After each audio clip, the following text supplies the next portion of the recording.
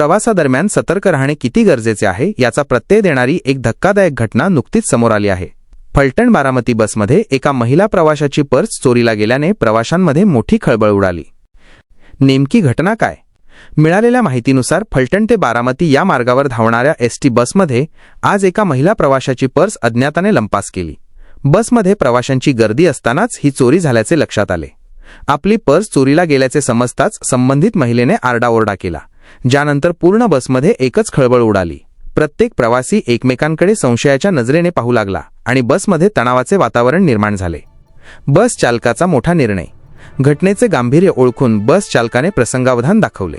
कोणताही विलंब न लावता चालकाने बस थेट फलटण शहर पोलीस ठाण्यात नेली। भर रस्त्यात बस पोलीस ठाण्याच्या दिशेने वळवल्याने इतर प्रवाशांमध्येही गोंधळाचे वातावरण होते। पोलीस ठाण्यात कसून तपासणी। बस पोलीस ठाण्यात पोहोचताच पोलिसांनी तत्काळ बसचा ताबा घेतला। पोलीस कर्मचाऱ्यांनी बसमधील प्रत्येक कोपऱ्याची आणि संशयास्पद वाटणाऱ्या प्रवाशांची कसून तपासणी केली।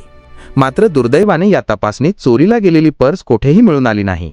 पोलिसांनी पूर्ण बस रिकामी करून तपासली तरीही चोरट्याचा किंवा पर्सचा थांगपत्ता लागला नाही। या घटनेनंतर पीडित महिलेची तक्रार फलटण शहर पोलीस ठाण्यात नोंदवून घेण्यात आली आहे। चोरट्याने गर्दीचा फायदा घेऊन पर्स लंपास केली की ती बसमधून बाहेर फेकली याचा तपास आता पोलीस करत आहेत। या घटनेमुळे एसटी प्रवासातील सुरक्षिततेचा प्रश्न पुन्हा एकदा ऐरणीवर आला आहे।